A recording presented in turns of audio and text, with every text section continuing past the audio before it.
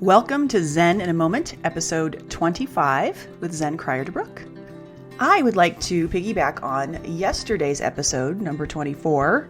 A lot of times when people are looking at the word judgment, and that was Judgment Kills Miracles, for anybody who might want to go back or find that one.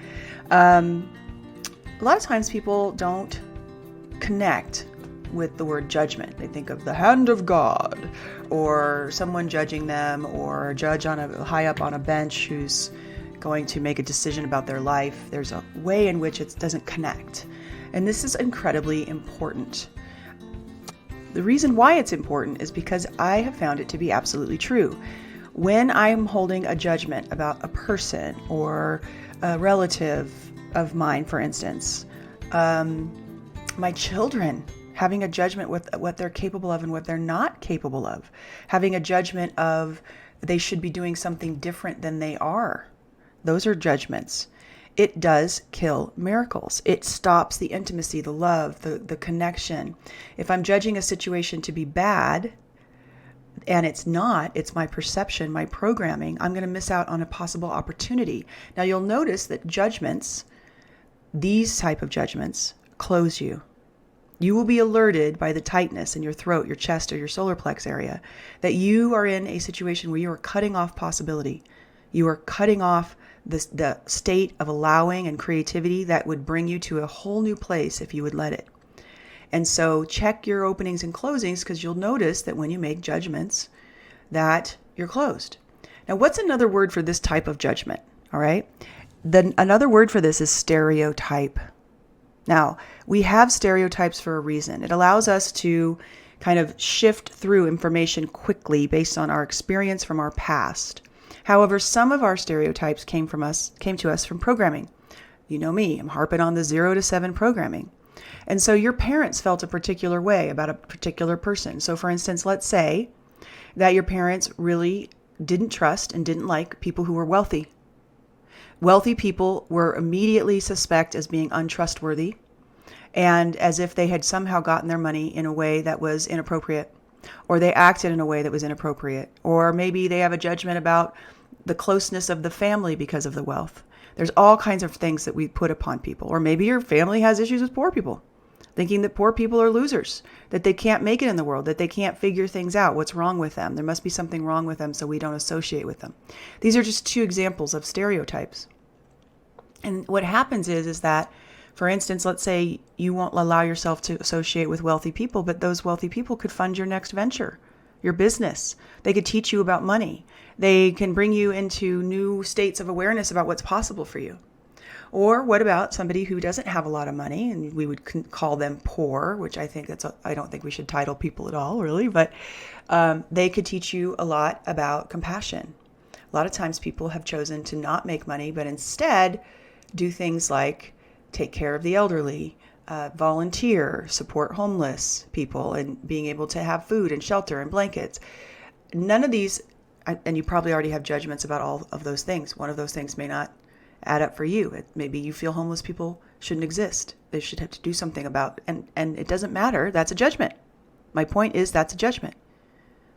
And we need to take each individual, each situation, and each experience on its own, being present, and using our IGS, our internal guidance system, and its openings and closings to tell us what is true. Otherwise, the judgment can kill miracles that are looking to happen in your life.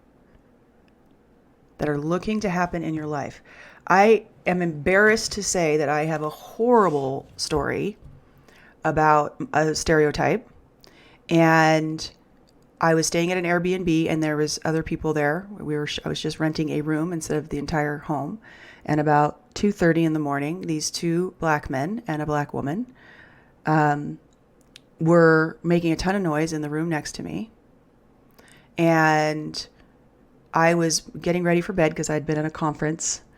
And I heard all of this. And then later, as I was trying to fall asleep, I hear the two men trying to convince the woman to use the bathroom. And she's saying, no, I'm not going to do it. I made up all kinds of stupid stories in my head about who they were, what they were doing, what was going on in there. And my mind was driving me crazy on a lot of levels about the quality of the, who they let in and all these things. It wasn't about a black thing. It was more about the two men and one woman, sensuality issue, which was like, ooh, this is not what I want to listen to. I'm super embarrassed to say it was a knee-jerk reaction. And I woke up in the morning and came downstairs and they were all there. And I said hello. And it was a husband and wife and a brother. They were there to support their son they're in from Chicago to the West Coast, and they're there to support their son who's graduating from an Outward Bound program, and he dropped his drug addiction. One of them was a pastor, and he was talking about his church, and the brother is a high school teacher in the inner cities of Chicago, and it was just completely wrong. It was completely wrong. I had it completely wrong in my mind. Now, I have to say that my mind has a bunch of stuff in there from my father being a police officer and all the stories I've heard about things throughout history of what occurs in the world that is dangerous and hard to witness. And so I have a lot of programming that doesn't relate to a present moment. But it was a humongous lesson for me because the story was so big and so wrong. I literally felt embarrassed to myself for a couple weeks afterwards where I was like, I just can't believe I did that. I just can't believe I reacted that way. And it really woke me up to stereotypes. So you have stereotypical situations where something may not be happening that your mind jumps to that is. You may have stereotypical things about things like what a person who's driving a Lamborghini or a 1982 Honda Accord. You may have them about people, but they are not here in this present moment with you. What is those things and those people, and they don't mean anything until you're with them and understand what's going on right now, not from your past. So I'm going to have you look at it again. I want you to look at your stereotypes. You can see them as you just walk through the world. They pop up. Judgments pop up. All right. I love you guys so much. Thanks for doing this work. It really will change the world. You keep it up. You keep going. And you matter. I'm sending you love and blessings. Thank you so much for taking the time to listen to my Zen in the Moments mini pods. I'm on a mission to eliminate mental fear in the human species. I truly know that the closing of our internal guidance systems is letting each and every human being on the planet know that what they're thinking is out of alignment with what is going to create love, harmony, compassion, discernment, and peace. And that if we all learn to follow our internal guidance system, discover our openings, we will be in flow and in harmony together, and we can create the world that we love. Now, this is not something we can do by ourselves. That is why I have created the Fear-Free Human Collective. The collective is a community of people who've come together to get training on how to use their internal guidance system. It is an amazing experience to be with a group of people who are looking at their closings, taking responsibility for them, and then working together to find openings. Because when those openings happen, magic and synchronicity are the norm.